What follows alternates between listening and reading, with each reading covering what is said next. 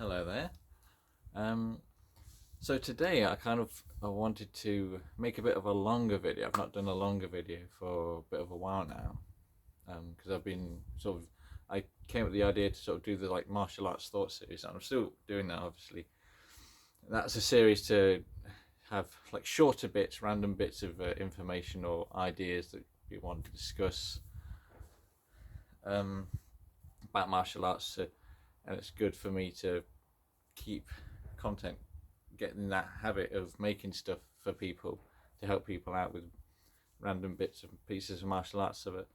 I've been thinking recently about sort of trying to revamp like my channel, because before, when I first started it, I was kind of, it's not really sure exactly, because I know so much about different areas of martial arts and it's a bit too broad in a sense, and it might still end up being that way anyway.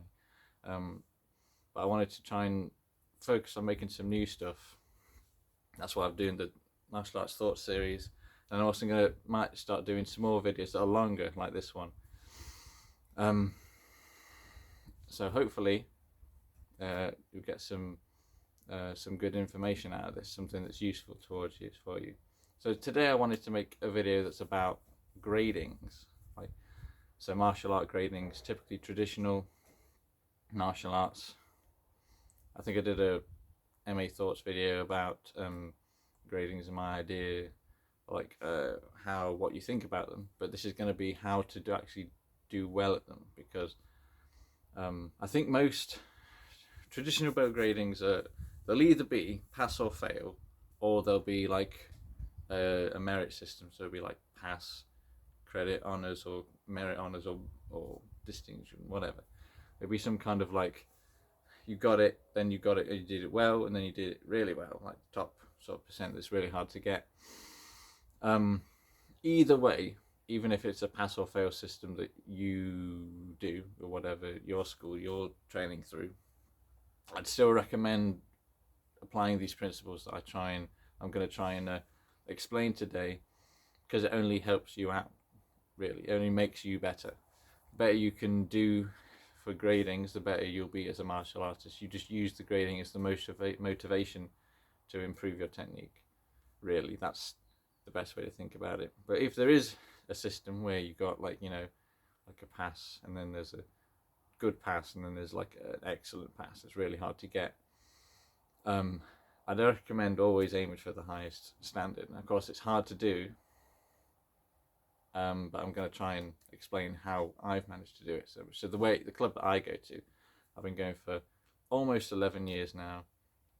I've been a black belt for 7 years. I'm a third dan now, third degree black belt in Japanese Jiu-Jitsu. And we have a pass, merit, honor system. So pass is above 60%, I think. And then 60 to 80, it used to be, when I went through it was 85. Is credit, and then 85 to 100% is honors. So it was even harder when I did it, but nowadays it's 80%. And I was able to consistently get honors a lot. I've had more honors than credits. That's definitely true. And my first two gradings were credits, and I wasn't really sure, because I knew I could pick things up quickly. I wasn't sure what the difference was, and then I worked with this black belt guy for my orange belt, and then he kind of helped me see the sort of difference in standard. And then after that I was able to do like something like 92%, and after that I kind of cracked it. I got the idea of what an honors is like, and I managed to sort of replicate that a lot and got way more honors consistently. And it gets harder it typically gets harder to do that as you progress, because the techniques and everything become more difficult. So you have to have an understanding of something else, like how it actually works, what the standards are like. And so sometimes you'll see people who manage to do well to get some honors in like their early beginner belt grades, and then they can't ever get it again later on, because that standard increases, and the standard's a bit lower when you're a lower belt. So I've made a list of some things that I think can help you out. And like I said, even if it's just a pass or fail system, still always aim to do way better than everyone else. Try and aim to do as best you can. Try and make the person who's judging you think, wow, this is really, really good grading. So I'm going to start from the list from the top. So first thing is to know the techniques inside and out.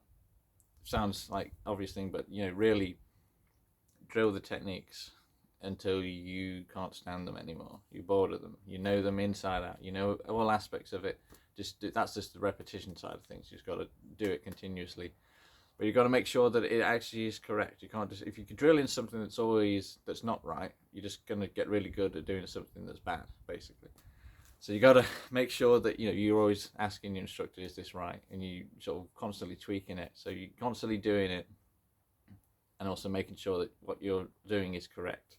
So you'll know the technique inside and out. So sort of sounds obvious, but that's like the first basic step to getting there. You've got to know what you're doing. Like I said, it just kind of comes down to repetition and checking with the instructor or other people. Working with different partners helps as well, because sometimes different people are harder or easier to do certain things on. And so it's good to have a variety of people that you practice with. That's helpful in that aspect as well, because sometimes you might see sometimes people who work like with just one person who's easy for them to work with, and then when they're actually grading, they're mixed it with like 4 other people, and like 2 of them are like really hard to work with, and then they can't get the techniques right on those people, and it kind of messes their, not just their grading but also their mindset on the day, because that's your mindset on the day is very important as well. Next thing I'll say is to try and to make all your techniques as smooth and have them as much flow as possible, to try and make it one continuous movement. So rather than you learn a technique and it's like step 1, step 2, step 3, you got to try and take those pauses out of the equation and do it as one movement without stopping. Okay, so you might, basic example, you might have block, grab, hit, 3 steps, and then what you do is, the best way to do it is to do it very slowly. That's easier for your brain to process the movement. So you do it very slowly as one movement, rather than block, hit, tap, block, hit, attack, in one movement slowly, and then you can pick up the pace. So you can build it up slowly. Once you start building that connection in your head, in your brain, you can build up the speed more and more, and then you get comfortable, and then you can actually do a technique that flows nicely. So it looks much better, much more practical, because it's not like a beginner doing it. It's like someone who's got finesse. You've got, that higher standard's really about showing that high level of comfort and confidence with the technique, and you can show some level of finesse and practicality. You can actually like do this on someone without screwing it up, and so you have to have that flow. It's got to all sort of merge into one solid movement, rather than being several bits sort of jammed together. So yeah, like I said, best way to do that is to practice slowly in one movement, and then kind of build up the speed from there. That's the best way, I think, to make it look much better in that respect. Third point, something called controlled aggression. You might also want to think this as visualization, practicality, sort of. So you're trying to, controlled aggression just means that you can demonstrate that you are capable of controlling how much force you put into something. So you can do a technique really fast, put a lot of power into it, but you can also hold and stop. You can throw a punch but stop like right before a person's face. That's kind of a controlled aggression. You can do the technique as if you're doing it on someone who's actually trying to kill you, essentially trying to mess you up, or you've got that aggressiveness, but you can also stop right at the end. You can control yourself, you can hold it, and it's like that visualization element of being able to imagine that you're in a real scenario when you're doing the technique, because essentially at grading you're demonstrating that you are capable of doing this technique in real life. That's what you're trying to emulate anyway, as best as you can, the most practical way.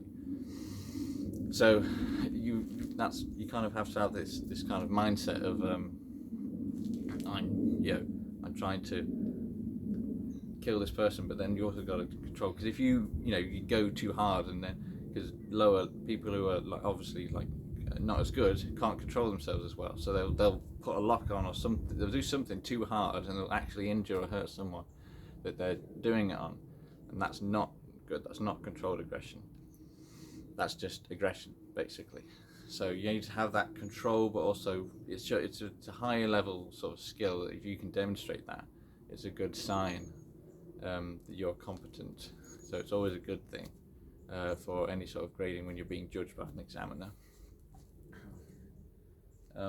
Fourth thing I'll say, quite important, really one of the most important elements really, I would say, is to make it a goal to get like the highest rate, even if it's a pass or fail, to just make it like, think in your head like, I want a 90% like really top tier, best grading that this instructor's ever seen, or this examiner, and just like obsess over it.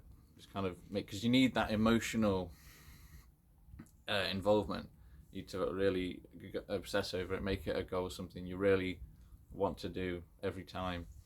Because even like I said, I've done it a lot, and you need that emotional investment basically, because the times that I've not managed to do it, even though I know how to, were the times where I wasn't as emotionally invested in it. I wasn't, because I kind of let myself get, it's almost like when you let yourself get cocky and you kind of think you don't have to work as hard anymore.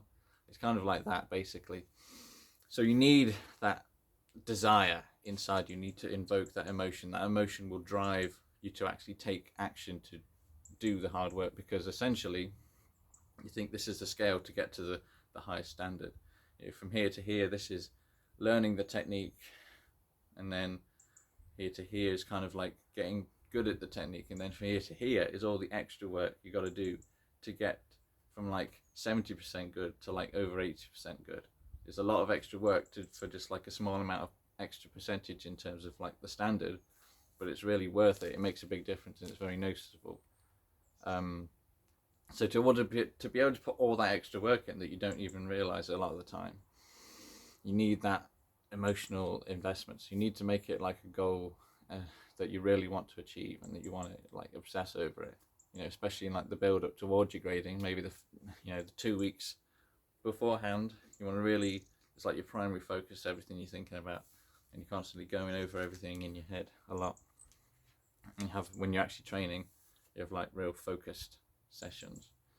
So real, you need that emotional investment. So make it a goal and like obsess over it. It's like a really important thing that I would say for actually getting it done. Rather, you can listen to all this advice, but you need the drive to actually be able to go and do the thing to get it done, essentially. So the last thing I'm going to say would be to, it sounds quite obvious really, but to ask your instructor to demonstrate what the ideal technique kind of looks like and what they want to see. So maybe not for all of them, because they'll get bored of you, or maybe do it over a longer time span, so to choose some techniques and ask for their how to do on this one. But so essentially just ask them what they want to see on the grading. What's the high standard? What does a 10 out of 10 technique kind of roughly look like to them? What is it that they want to see? What elements? So really probe them about what they're looking for, because obviously judging is subjective, and if they're examining you, or if you meet your examiner before your grading for somehow, then you want to know what they are looking for, what sort of they think are elements of technique that are good that they're looking at for.